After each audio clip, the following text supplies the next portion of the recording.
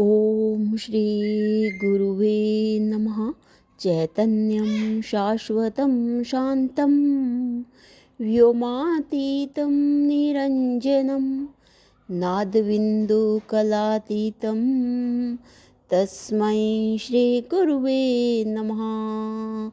ओम शांति शांति शांति। ओम। प्रणाम भगवान। आनंद रस रत्नाकर से स्वामी श्री अखंडानंद सरस्वती जी महाराज जी द्वारा भगवान। और हमारा आज का शीर्षक है हमारे भगवान का भंडार भरा पड़ा है। हमारे भगवान का भंडार भरा पड़ा है। स्वामी जी कह रहे हैं कि जब अखबारों में ऐसा छपता था कि भूख से इतने मर गए, हमको क्षण भर के लिए भी इस बात पर विश्वास नहीं होता था।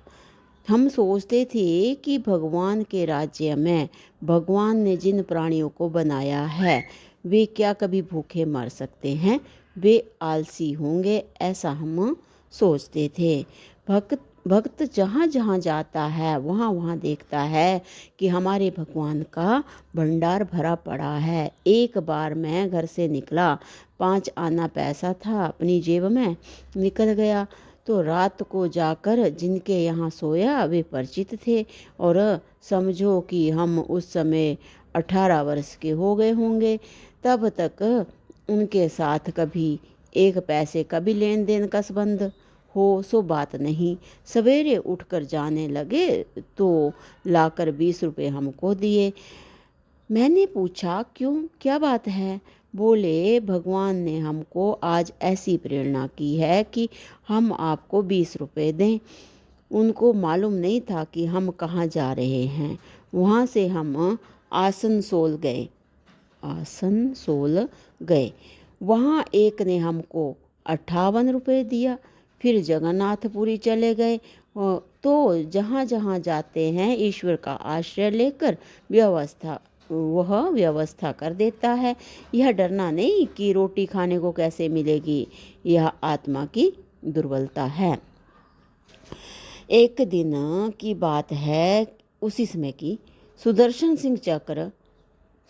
सिंह ब्रैकेट में चक्र और मैं दोनों, सुदर्शन सिंह चक्र और मैं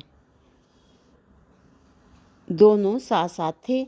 स्टेशन का नाम तो स्मरण नहीं है। कहीं झरिया की तरफ से संभवतः आ रहे थे। जहाँ तक का किराया था वहाँ तक टिकट ले लिया था। रात को 9 बजे का समय था। स्टेशन पर उतर गए। वहाँ एक साधु ने कहा भोजन करो, तो खा लिया। हम उन दिनों सफ़ेद कपड़े में थे। उसके बाद सवेरे चले। दिन भर चलते चलते 26-27 मील के करीब चले। दिन भर के भूखे। रात को एक मुसाफिर खाने में जब अपना चद्दर बिछाकर सोने लगे तो 2 बालक हमारे पास आए। सुंदर सुंदर, गोरे गोरे, स्वच्छ, जैसे कोई स्वर्ग से उतरे हों। अपने मन में उस समय कोई अलौकिक भाव नहीं हुआ। बालकों ने पूछा कुछ खाओगे? खोआ ले आए। रात को 11 बजे खिलाया। बोले हम यहीं रहते हैं। दूसरे दिन हमने ढूंढ कर चारों तरफ तलाश कर ली। उस स्टेशन मास्टर के सिवा वहाँ कोई रहने वाला नहीं, कोई बालक नहीं। कहने का अभिप्राय यह है कि जो भगवान पर विश्वास रखता है उसको अन्न धन की कमी कभी नहीं पड़ती है। कब भगवान किसको प्रेरणा करेंगे इसका पता नहीं लगता है। बहुत ही सुंदर भगवान।